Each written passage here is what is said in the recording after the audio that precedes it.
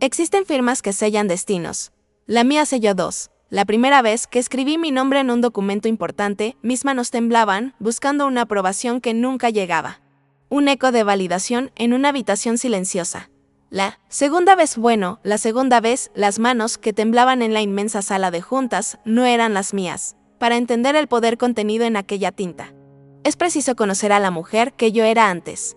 La mujer que él, cuidadosamente, me enseñó a ser. Esta es la historia de cómo una palabra, dicha para romperme, se convirtió en los cimientos de mi imperio personal, y de cómo la persona que él intentó borrar, la que descartó como un borrador, renació para afirmar su futuro. Si las historias de transformación personal te inspiran, suscríbete al canal y dale like a este video para no perderte ninguna.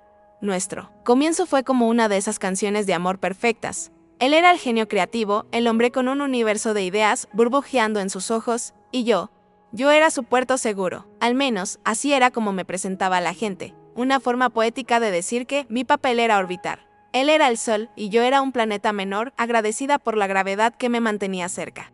Calentada por su luz, mi mundo giraba en torno al suyo. Un buenos días seco arruinaba mis siguientes 8 horas. Un cumplido me hacía flotar durante una semana, no me daba cuenta, pero mi termómetro emocional estaba en su mano. Me enorgullecía de ser la pareja que entendía sus ambiciones, que preparaba el café exactamente como le gustaba antes de una gran presentación, que escuchaba durante horas sus planes de dominar el mundo con su nueva startup. Me veía como la copiloto de ese viaje, sin notar que él nunca me dejó tocar el volante. Mis propias ambiciones, mis propias ideas eran tratadas como pasatiempos encantadores. ¡Qué genial, amor!, decía, con una sonrisa que no alcanzaba sus ojos cuando le mostraba un proyecto mío. Hoy entiendo lo que la terapeuta de relaciones Esther Perel explica sobre las dinámicas de poder en muchas parejas. Uno de los miembros carga con la ambición y el otro con la conexión. Es un equilibrio delicado. El problema empieza cuando uno de los dos decide que una de esas funciones vale más que la otra. Y en nuestro universo, la ambición de él era la única estrella que tenía permiso para brillar. Yo creía que, para amarlo, necesitaba hacerme más pequeña, que mi amor se medía por la cantidad de espacio que cedía, y yo te di continentes. Las señales estaban todas ahí, como pequeñas banderas rojas clavadas en nuestra vida cotidiana, las cuales me esforcé valientemente por ignorar. Eran las pequeñas cosas, los detalles que uno vería debajo de la alfombra de la rutina. Comenzó con la condescendencia sutil en cenas con amigos. Yo empezaba a contar una historia o a dar una opinión, y él me interrumpía con una sonrisa, dirigiéndose a los demás y diciendo, lo que ella quiere decir es, y entonces reformulaba mis palabras como si yo fuera incapaz de expresarme. Al principio pensé que era cuidado, un intento de ayudarme a ser más clara. Era humillante, pero yo sonreía y asentía. Luego, la condescendencia se trasladó al campo profesional. Pasé 3 meses armando un plan de negocios para una pequeña consultoría que soñaba con abrir. Era mi proyecto del alma, tejido con noches de investigación y mucha esperanza. Se lo mostré con el corazón en la mano, esperando un brillo de orgullo en sus ojos. Hojeó las 20 páginas en menos de 5 minutos. Dejó el documento sobre la mesa y dijo, con un suspiro cansado, es un buen comienzo, querida, de verdad, pero necesitas a alguien con más experiencia para que te guíe en esto. Es más complicado de lo que parece, aquellas palabras. Es más complicado de lo que parece, era su manera de decir, esto es demasiado grande para ti, y la peor parte es que yo le creí. Guardé el plan de negocios en un cajón, y con él, un pedazo de mi autoconfianza. La intuición, ese sistema de alarma del alma, gritaba dentro de mí. Me decía que estaba siendo sistemáticamente disminuida, que mi luz estaba siendo opacada a propósito. Pero mi miedo a perderlo, a quedarme sin su gravedad, era mucho más fuerte que cualquier alarma interna. Yo necesitaba que él tuviera razón sobre mí. El momento que selló mi negación llegó un martes por la tarde. Llegué a casa más temprano y lo oí en el despacho, hablando por teléfono con uno de sus socios. La puerta estaba entreabierta. Se reía. Y entonces oí mi nombre. Ella es genial, súper dedicada, decía. Mi corazón se llenó de calor por un segundo. Y entonces vino el golpe. Pero tiene unas ideas. Ya sabes. Le falta carácter. Es muy dependiente. Necesita a alguien que le diga qué hacer. Hizo una pausa. Pero es un gran apoyo. Eso no lo puedo negar. Me escondí en la cocina, conteniendo la respiración. Cada palabra era un pequeño cuchillo. Gran apoyo, dependiente, necesita a alguien que le diga qué hacer. Debería haber sentido rabia. Debería haber entrado en esa habitación y haber confrontado la imagen que él pintaba de mí a mis espaldas. En lugar de eso, una ola de vergüenza se apoderó de mí. Y el pensamiento que se formó, tóxico y traicionero. Tiene razón. Necesito ser más fuerte. Por él.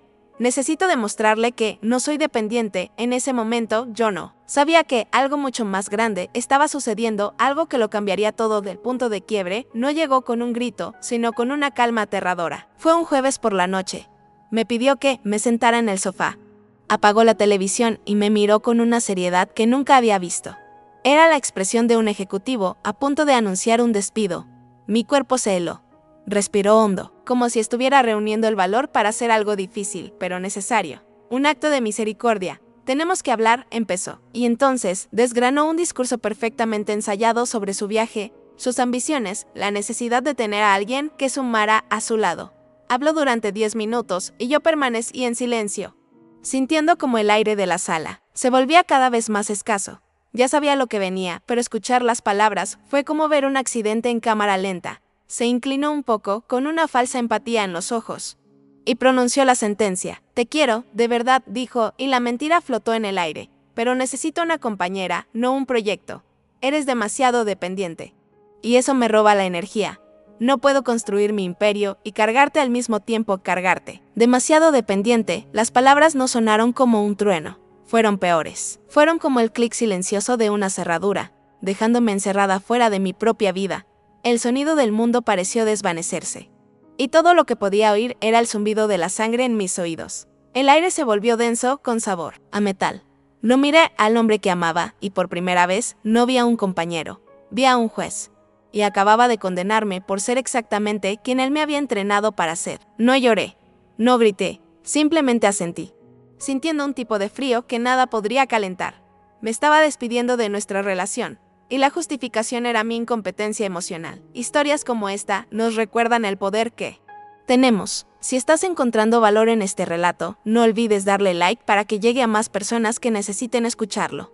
Durante los primeros días, el silencio del apartamento era un monstruo. El dolor era físico, un peso en el pecho que dificultaba la respiración. Me permití sentirlo todo. La humillación, la tristeza, la soledad. Lloré durante 3 días seguidos. Un luto necesario por la mujer que pensé que era y por el futuro que pensé que tendría.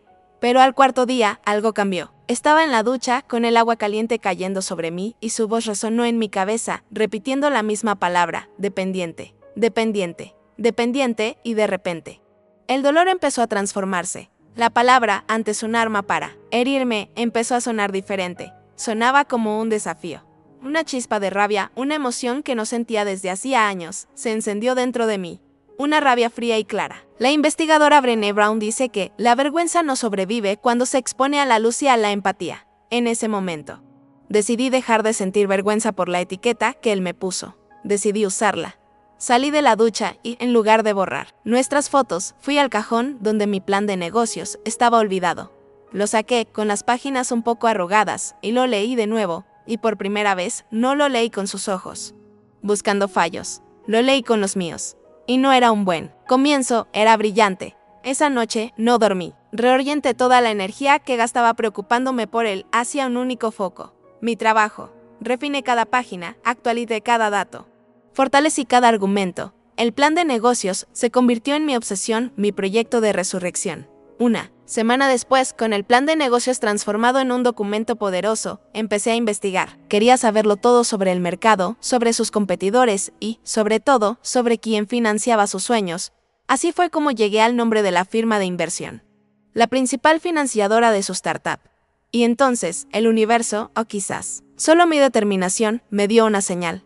En la página web de la firma, en la sección de empleo, había una vacante. Buscaban una nueva directora de innovación y estrategia. El puesto parecía haber sido escrito a partir de mi plan de negocios. Mi corazón se aceleró. El miedo apareció. Su voz susurrando en el fondo de mi mente que era demasiado complicado, pero la chispa de rabia era ahora una llama constante.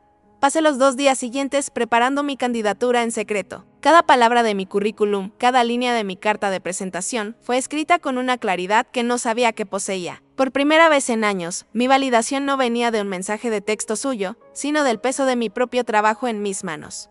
Cuando hice clic en enviar, no sentí miedo, sentí un clic. El sonido de una cerradura abriéndose. Los 3 meses siguientes fueron una sucesión de eventos secretos y electrizantes. Pasé por 4 rondas de entrevistas. En cada una de ellas, no era la exnovia de alguien. Era una profesional con ideas. Una estratega con una visión clara. Usé mi plan de negocios como base para todas mis propuestas. No veían a una mujer dependiente, veían a una líder. Y entonces, llegó el correo electrónico. Nos complace ofrecerle el cargo de CEO. No directora. CEO. El presidente actual se jubilaba y el consejo había decidido reestructurar. No querían solo una nueva directora, querían una nueva visión. Mi visión.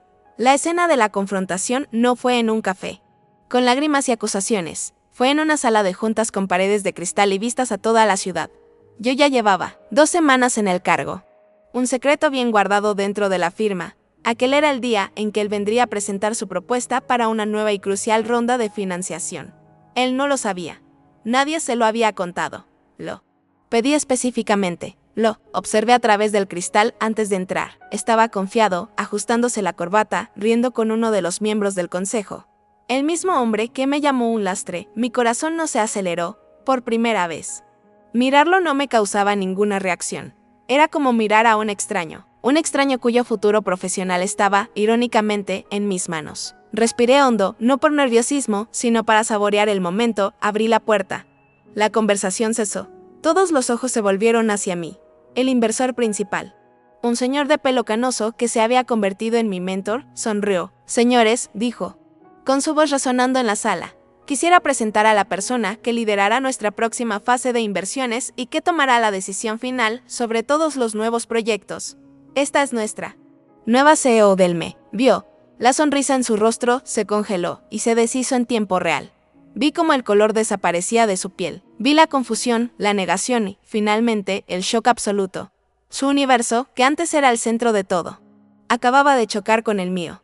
Y el mío era más grande. Caminé lentamente hasta la cabecera de la mesa, mi lugar. No lo miré.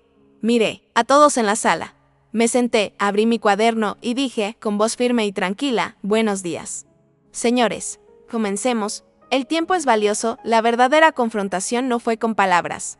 Fue con mi presencia en ese lugar. La resolución fue su silencio aturdido durante toda la reunión. Hoy, desde la ventana de mi oficina, veo la ciudad de una forma diferente. No como un lugar que le pertenecía a él, sino como un horizonte de posibilidades que yo misma construí. La decisión sobre la financiación de su empresa se tomó basándose en métricas y potencial, no en emociones, porque mi victoria no era verlo fracasar. Mi victoria fue darme cuenta de que su éxito, o la falta de él, ya no tenía ningún poder sobre mí. Fue un proceso que me enseñó lecciones que ningún libro de negocios podría haber enseñado. La primera lección fue profunda. Cuando alguien te etiqueta como demasiado sensible, demasiado intensa, demasiado dependiente, a menudo, esa persona no te está describiendo a ti, está describiendo los límites de su propia capacidad para acogerte. Él no me veía como dependiente porque yo fuera débil. Me veía así porque mi fuerza requeriría que él también creciera, y no estaba dispuesto a hacerlo. La segunda lección fue sobre el poder. Tu validación profesional y personal nunca debe ser subcontratada, especialmente a alguien que se beneficia de mantenerte pequeño. Durante años le entregué la llave de mi valor y él la guardó en su bolsillo. Retomar esa llave no fue un acto de venganza, fue un acto de soberanía. Enseñamos a la gente cómo tratarnos. Y yo finalmente aprendí a dar una cátedra sobre el respeto propio, y la lección más importante de todas, la verdadera independencia no es no necesitar a nadie. Eso es soledad. La verdadera independencia es saber que, pase lo que pase, te necesitas primero y por encima de todo a ti misma. Es construir una casa dentro de ti tan sólida que ninguna tormenta externa pueda derribarla. Él no me cargaba, yo cargaba el peso de sus inseguridades. Cuando finalmente solté esa carga, no me caí, volé. Si esta historia resonó contigo, suscríbete para ser parte de esta comunidad de valientes y acompáñame en el próximo relato. Este viaje de redescubrimiento me mostró que nuestras mayores heridas pueden, de hecho, convertirse en nuestros mayores superpoderes. La palabra que él usó para descartarme se convirtió en mi fuerza motriz. Si alguna vez has usado una crítica que te hicieron como un peldaño para subir más alto. Si alguna vez has transformado un dolor en poder, comenta. Aquí abajo, mi valor no es negociable.